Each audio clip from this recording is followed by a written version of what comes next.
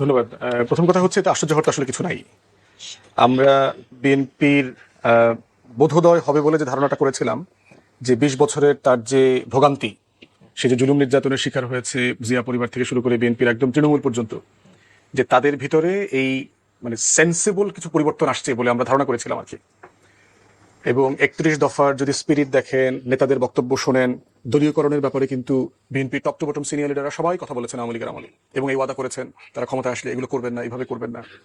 কিন্তু দুঃখজনকভাবে হলো সত্য, দেখবেন যে প্রত্যেক জায়গাতে বিএনপি ইতিমধ্যে সেই কাজগুলোই করেছে যত দ্রুততম সময় করা যায়। বাংলাদেশ ব্যাংকের গভর্নর থেকে শুরু করেছে, দেখেন যে খুবই বিব্রতকর অবস্থায় গভর্নর সাহেবকে সরিয়ে দিয়ে তার দলের নির্বাচন কমিটির একজন সদস্যকে, যিনি এই পদের যোগ্য না বলে সবাই পেটে মাছ একমত, তাকে বসিয়েছেন। আইসিটিতে চিফ প্রসিকিউটরকে সরায় দিয়ে ওনাদের দলের একজন আইনজীবীকে বসিয়েছেন। ওনার সাথে ব্যক্তিগতভাবে আমার কোনো মানে দায় দেনার সম্পর্ক নাই, কিন্তু আগের অ্যাপয়েন্টমেন্ট সার্টেনলি যে কোনো ক্যাপাসিটিতে অনেক বেটার কোয়ালিটি অ্যাপয়েন্টমেন্ট ছিল ইন্টারমিটটা। তৃতীয়ত দেখেন আপনার জাতিসংঘে যাকে অ্যাম্বাসেডার করেছে আইরিন খান, ব্রিলিয়ান্ট মানুষ, কোনো সমস্যা নাই, আমাদের কোনো আপত্তি নাই তার ব্যাপারে, ইন্টারন্যাশনালি নোন ফিগার।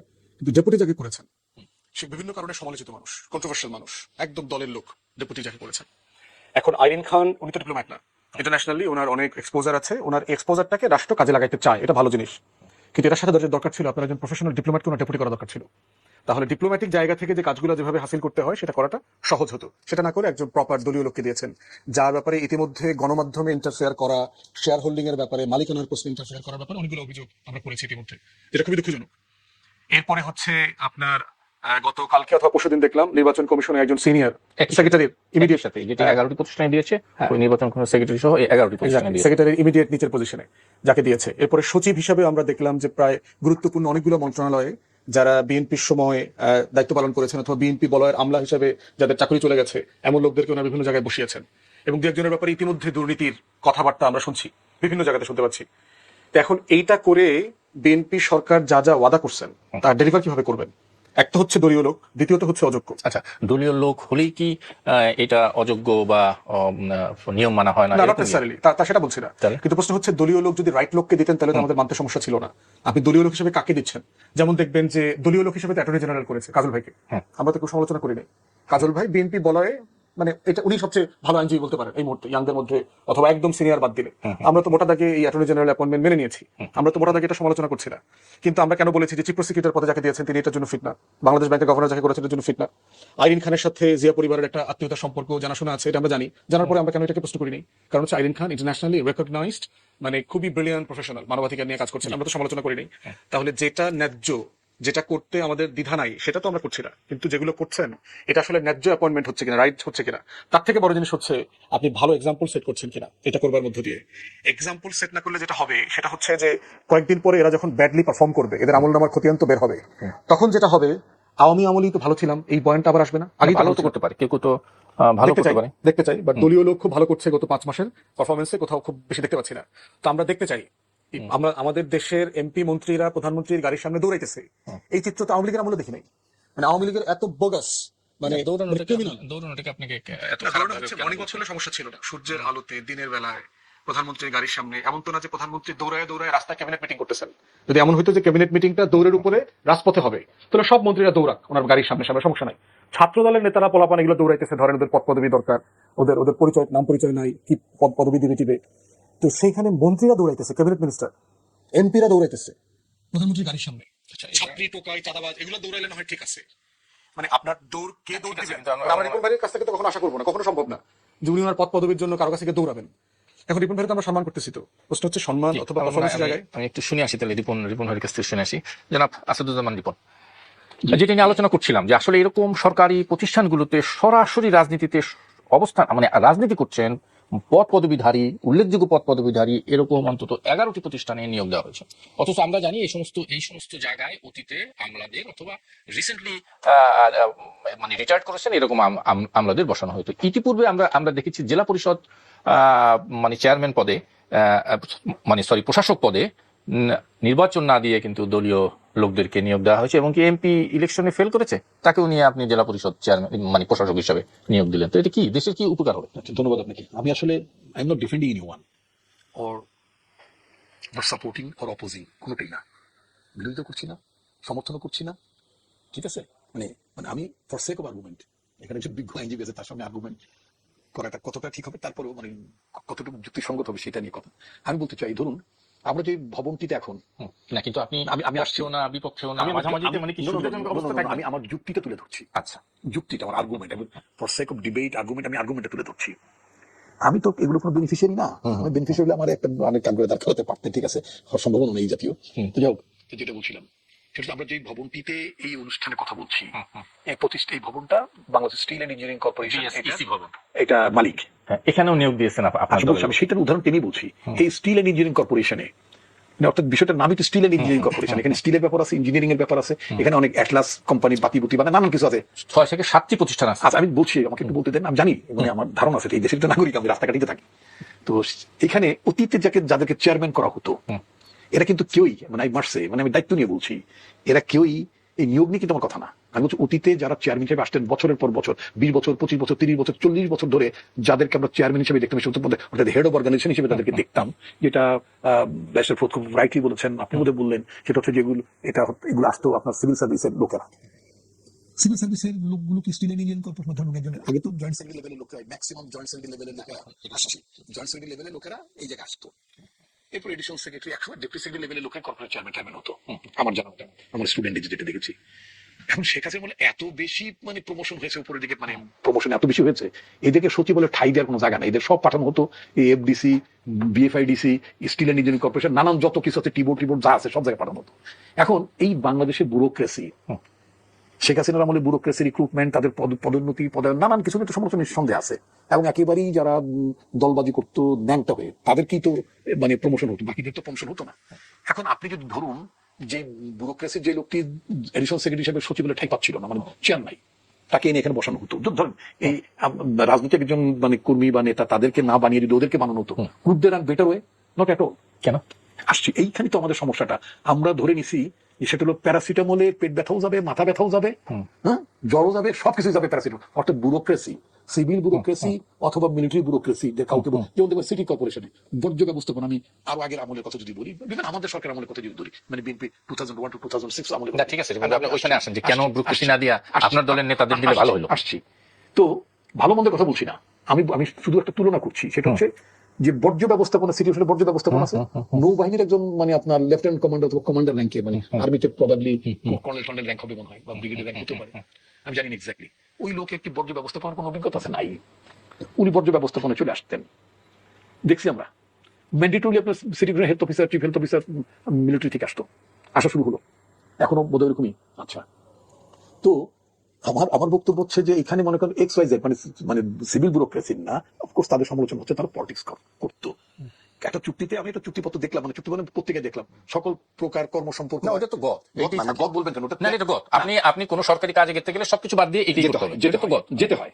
আমাদের প্রশ্ন হচ্ছে, না আমি বলি, আমাদের প্রশ্ন হচ্ছে, আপনি বললেন যে এর আগে সরকারের তোষণকারী আমলাদের এখানে দেওয়া হতো, তো এর চাইতে আপনি বর্তমান সরকার এক ধাপ নিচে নেন। আমি যদি বলি এক ধাপ উপরে, যে ওই যে লোকগুলো গেছে, ওগুলো কি ইন্টারমিডিয়েট পাস, ওগুলো কি বিএ পাস, এই ব্যুরোক্রেসি লোকগুলো যে ধরনের শিক্ষাগত যোগ্যতা, হ্যাঁ, ব্যুরোক্রেসি ইন্টারমিডিয়েট পাস করে, রিপন ভাই আপনি তো, না ওরা তো ইন্টারমিডিয়েট পাস, আমি সেটাই বলতে চাচ্ছি। না সেটা ঠিক আছে, পাস, আমাকে একটু বলতে দেন, একটু শোনেন আমাকে। আমি তো বলেছি যে আমি কাউকে ডিফেন্ড করছি না, আমি সিস্টেমটা নিয়ে কথা বলছি।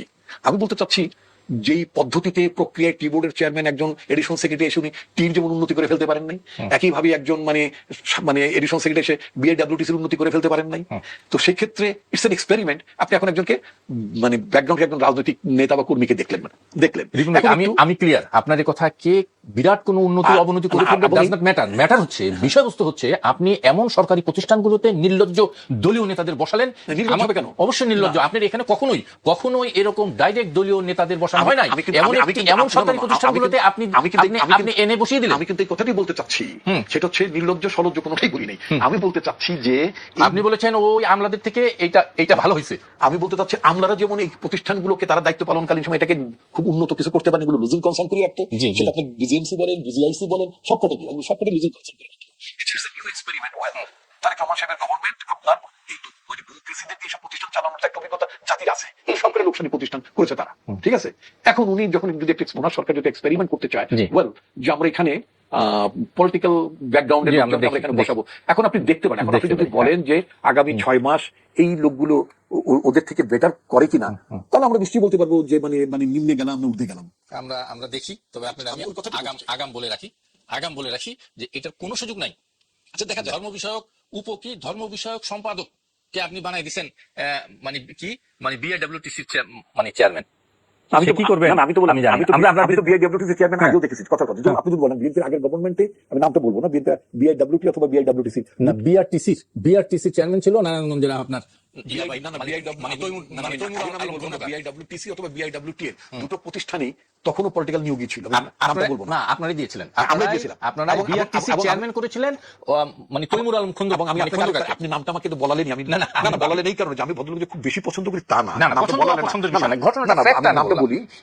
ওই শামসুর রহমান শিমুল বিশ্বাস নামক একজন ব্যক্তি, একজন শ্রমিক নেতা ছিলেন, জি এখন এমপি হয়েছে পাবনা এমপি হয়েছে। ওনাকে বিআইডব্লিউটি অথবা বিআইডব্লিউটি চেয়ারম্যান করা হয়েছিল। তো টেল ভেরি ফ্র্যাঙ্কলি, এই লোকটিকে চেয়ারম্যান করার পরে এর আগে যারা চেয়ারম্যান গিয়ে ব্যুরোক্রেসি থেকে যারা আসতেন তাদের থেকে হি পারফর্ম বেটার ওয়ে, মানে লোকসান কমিয়েছিলেন, লাভে নিয়ে গিয়েছিলেন প্রতিষ্ঠানটাকে। আমি তাকে অ্যাপ্রিশিয়েট করার জন্য কথাটা বলছি না, মানে কিন্তু আমি জানি আবার আইনে কোনো হয় কিনা, উনি পার্লামেন্টের মেম্বার, ওনাকে মানে না, ঠিক আছে, কিন্তু উনি কিন্তু বেটার পারফর্ম করেছিলেন। না, করতেই পারে, আচ্ছা, একদম এবং করতে অনেকের পারে। বিরুদ্ধে দুর্নীতি, বিএনপি 111 গভর্নমেন্টের অনেকের বিরুদ্ধে দুর্নীতির মামলা টামলা হয়েছিল, কিন্তু ওনাকে কিন্তু 111 গভর্নমেন্ট ফলে আমি আপনাকে এটা বলতে চাচ্ছি যে একটু দেখেন না। না আমি আপনার সাথে হয়তো ভালো করবে, একদম একমত। আর যদি যে ভালো এটা না- ভালো করতে পারে, কিন্তু আর যেই যদি- না, না, process-এ আর যদি আপনি ভালো না করে- দলীয়করণ করে না, না, ফেললেন, দলীয়করণ ভালো সেটা নিয়ে যদি আপত্তি ভালো নিশ্চয়ই না আসবে করে, আপনার কাছে। আমি নিঃসন্দেহে আপনার সাথে সুর মিলিয়ে আমি তাদের সমালোচনা করব। জি, 6টা মাস দেখেন। আসবো আপনার কাছে একটু, আমরা সেটা দেখতে চাই। মিস্টার ফুয়াদ, আপনার কাছে একটু যাই, চতুর্থ বিষয় এটা নিয়ে আলোচনা করে আমি অন্য বিষয়ে যাব। সাবেক রাষ্ট্রপতি শাহাবুদ্দিনের বিষয় আজকে যেটা হলো, উনি আজকে বঙ্গভবন ছেড়ে চলে গেলেন ওনার নিজ বাসায়, গুলশানের বাসায়। আর তার বিরুদ্ধে দুটি সংগঠন ট্রাইব্যুনালে অভিযোগ দায়ের করেছে, একটা আজাদ পার্টির থেকে আর একটা রাষ্ট্র সংলাপ নামে আরেকটি সংগঠন থেকে।